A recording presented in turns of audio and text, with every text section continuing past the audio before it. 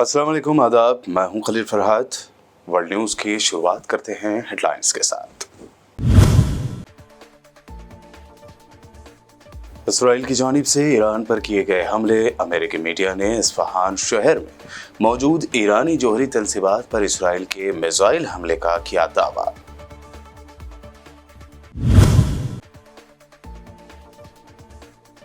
Israeli हमले में जोहरी तंसीबात को नहीं पहुंचा कोई नुकसान। ईरान ने किया दावा, कहा मिसाइल हमले का दावा है बेबुनियाद, कई इसराइली ड्रोन हमने मार गिराए। इसराइली फौज ने फलस्तीनियों के लिए महफूज पनाहगाह बने रफा पर हमले किए तेज। ताज़ा हमले में 11 फलस्तीनी शहीद, दर्जनों जख्मी। यूएन चीफ ने कहा मिडल ईस्ट में हो सकती है बड़ी जंग। लोकसभा इलेक्शन 2024 के पहले मरहले के लिए वोटिंग। नितिन गडकरी, सर्बानंद सोनोवाल, किरण रिजिजू, कई कनिमोई समेत मुतादिद मारूफ सियासी लीडरों की किस्मत ईवीएम में होगी बंद। पहले फेज की वोटिंग के दौरान मणिपुर में तशद्दुद, ईवीएम को नुकसान। यूपी के कैराना में बीजेपी पर बूथ कैप्चरिंग का लगा इल्जाम। मुसलमानों से पुलिस के बुरे रवैये की एसपी ने की शिकायत। और मौलाना अरशद मदनी की हिंदुस्तानियों से 100% वोट करने की अपील। वोट को नेमत बताते हुए कहा सेकुलरिज्म, आइन और जमहूरियत की हिफाजत के लिए वोट करना जरूरी है।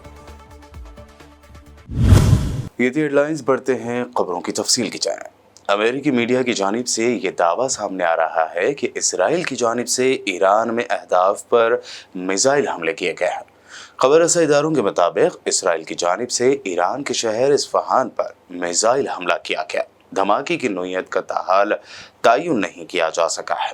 अमेरिकी मीडिया के मुताबिक ईरान में मुतादिद एयरपोर्ट्स को बंद कर दिया गया।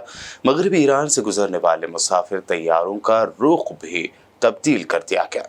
इस दरमियान मीडिया रिपोर्ट सामने आई है कि ईरान पर हमले की फौरी बाद इसराइल में खौफ का माहौल देखा गया, जबकि ईरान के जवाबी हमले के पेश नज़र इसराइल में सायरन बज उठे थे।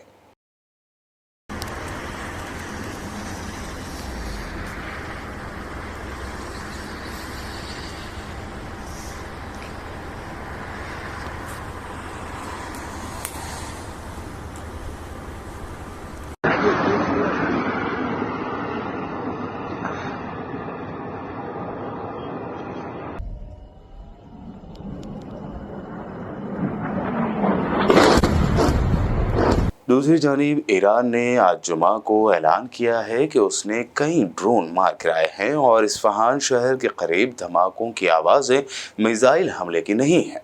ईरानी टीवी अल आलम ने कहा कि ईरान पर कोई बैरूनी मिसाइल हमला नहीं हुआ है।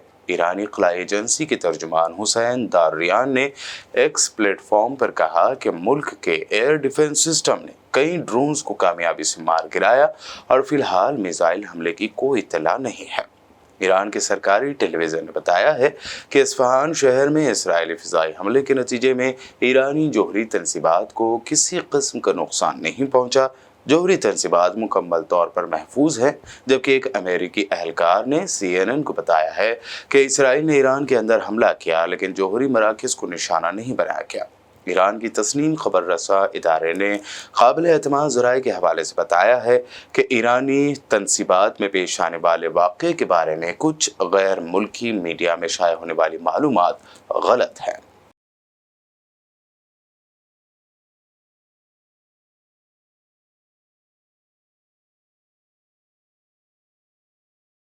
इसराइली फ़ौज ने रफ़ा में अपने हमले तेज़ कर दिए हैं।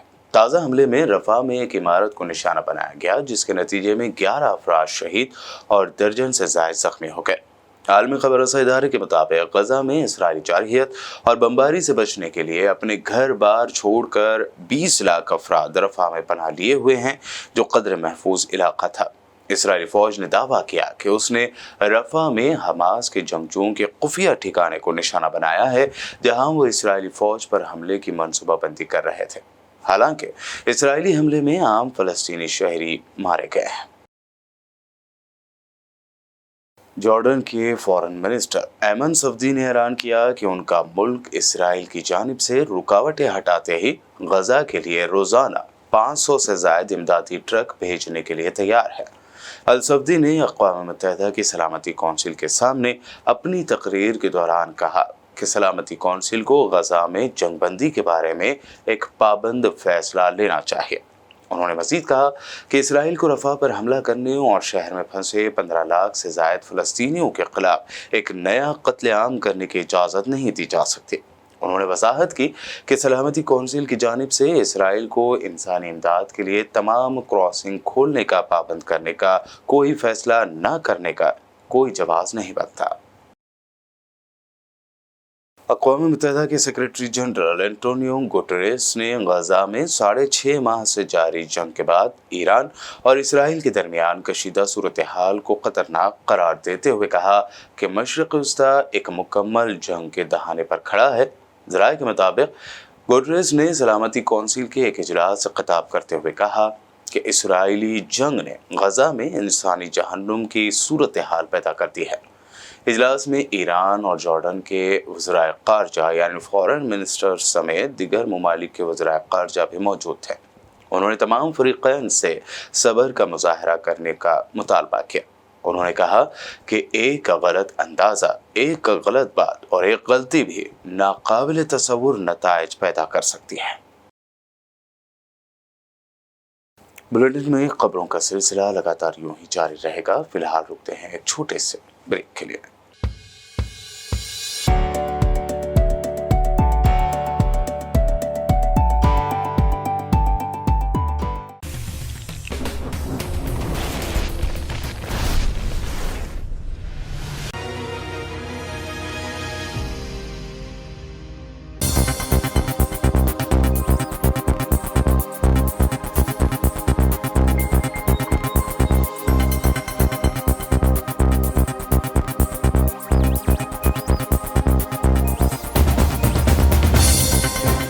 ब्रेक के बाद आगे बढ़ते हैं और आप देखते हैं मज़ीद अहम खबरें।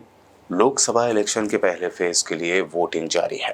पहले फेज में 21 रियासतों और मरकज के ज़ेरे इंतज़ाम स्टेट की 102 सीटों पर वोटिंग हो रही है। पहले फेज में अरुणाचल प्रदेश की 60, सिक्किम की 32 सीटों पर इलेक्शन हो रहे हैं। इसके अलावा लोकसभा सीटों में तमिलनाडु में 39, उत्तराखंड में 5, मेघालय की 2, अंडमान और निकोबार की 1, मिजोरम की 1, नागालैंड, पुडुचेरी और लक्षद्वीप की 1-1 सीट शामिल है। वहीं राजस्थान में 12, यूपी में 8, एमपी में यानी मध्य प्रदेश में 6, आसाम और महाराष्ट्र में 5-5 सीट, बिहार में 4, बंगाल में 3, मणिपुर में 2 और त्रिपुरा, जम्मू कश्मीर, छत्तीसगढ़ में 1-1 लोकसभा सीट पर वोटिंग हो रही है। वोटिंग शाम 6 बजे तक जारी रहेगी। लोकसभा इलेक्शन 2024 के पहले फेज की वोटिंग के बाद जिन मारूफ सियासी शख्सियात की किस्मत ईवीएम में बंद हो जाएगी उनमें नितिन गडकरी, सर्बानंद सोनोवाल, भूपेंद्र यादव, गौरव गोगोई, कनिमोई मोई, किरण रिजिजू, कमलनाथ के बेटे नकुलनाथ शामिल हैं। मणिपुर में पहले फेज की वोटिंग के दौरान एक पोलिंग सेंटर पर फायरिंग हुई जिसमें 3 लोग जख्मी हुए हैं।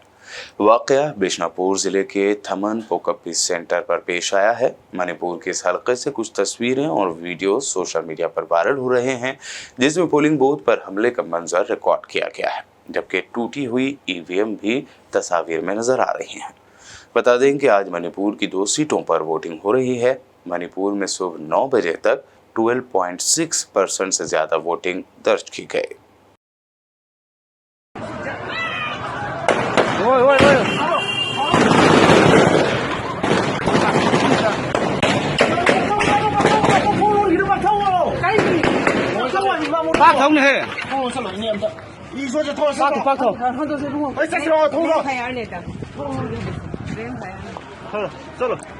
उत्तर प्रदेश की 8 लोकसभा सीटों पर वोटिंग जारी है। वोटिंग के दरमियान समाजवादी पार्टी ने बीजेपी पर कई संगीन इल्जाम लगाए हैं। एसपी ने बीजेपी हामियों पर बूथ पर कब्जा करने का इल्जाम लगाया। साथ ही एसपी ने यह भी कहा कि पुलिस मुस्लिम वोटरों से बुरा सलूक कर रही है। एसपी ने अपने एक्स अकाउंट से पोस्ट शेयर करते हुए लिखा कि रामपुर लोकसभा के बिलासपुर में बूथ नंबर 52 पर बीजेपी हामियों की जानिब से बूथ पर कब्जा किया जा रहा है। समाजवादी के वोटरों को भगाया जा रहा है। कैराना लोकसभा के गंगोह में बूथ नंबर 7 पर इंतजामिया की जानिब से लोगों को वोटिंग करने से रोका जा रहा है।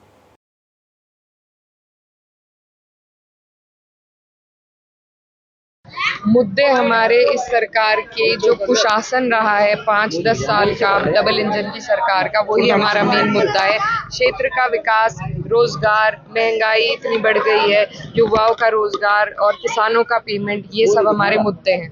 कई बूथों पर जो है शिकायत आ रही है कि ईवीएम मशीन आपने ट्वीट भी किया है, क्या मामला है? जी, कई बूथों पर सुबह से शिकायत आ रही है कि मशीन काम नहीं कर रही है। 2-3 घंटे से कई मशीन ऐसी है जिनके खिलाफ हमने शिकायत करी है और चुनाव आयोग से और प्रशासन से हमारी यही उम्मीद है कि वो इसका संज्ञान ले और निस्तारण कराए और हमें एक्स्ट्रा टाइम भी दे उन बूथों पर जहाँ पर वोटिंग रुकी रही 2-3 घंटे।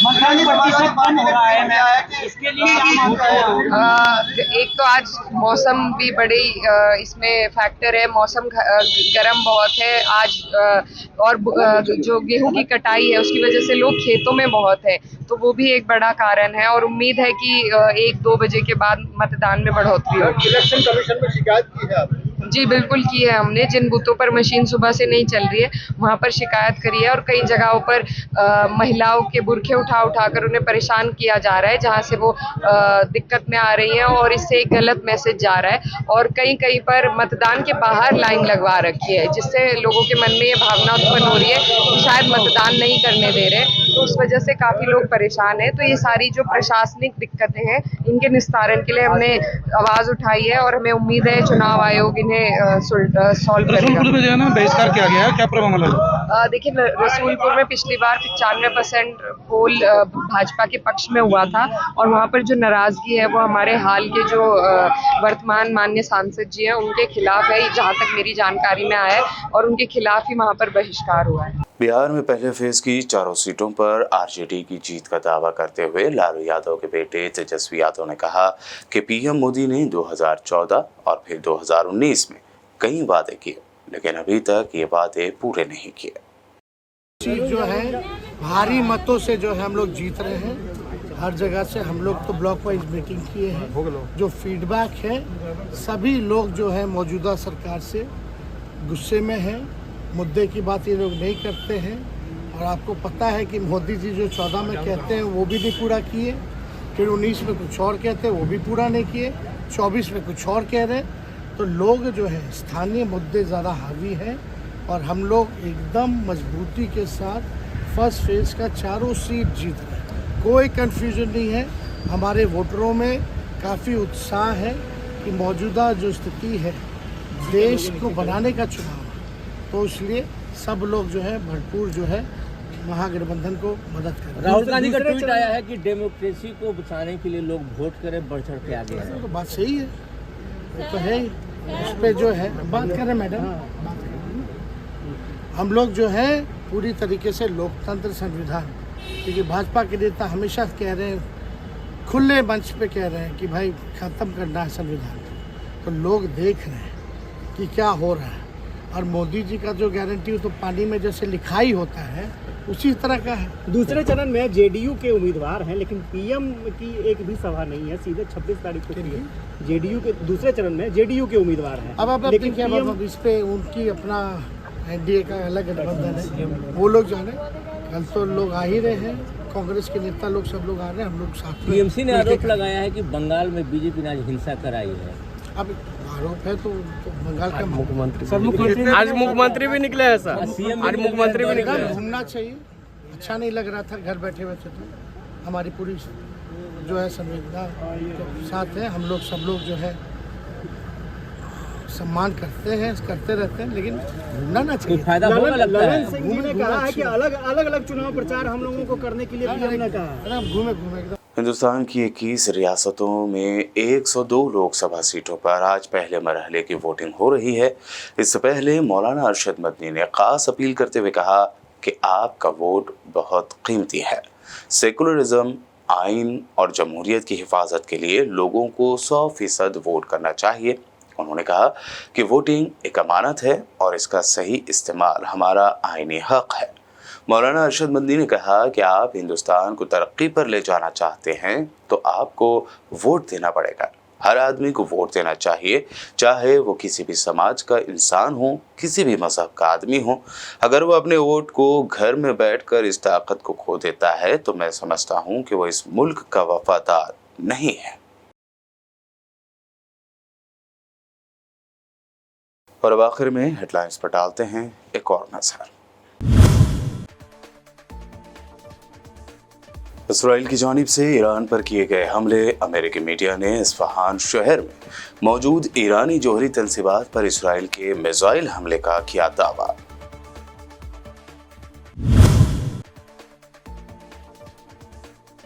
इसराइली हमले में जोहरी तंसीबात को नहीं पहुंचा कोई नुकसान। ईरान ने किया दावा, कहा मिसाइल हमले का दावा है बेबुनियाद, कई इसराइली ड्रोन हमने मार गिराए।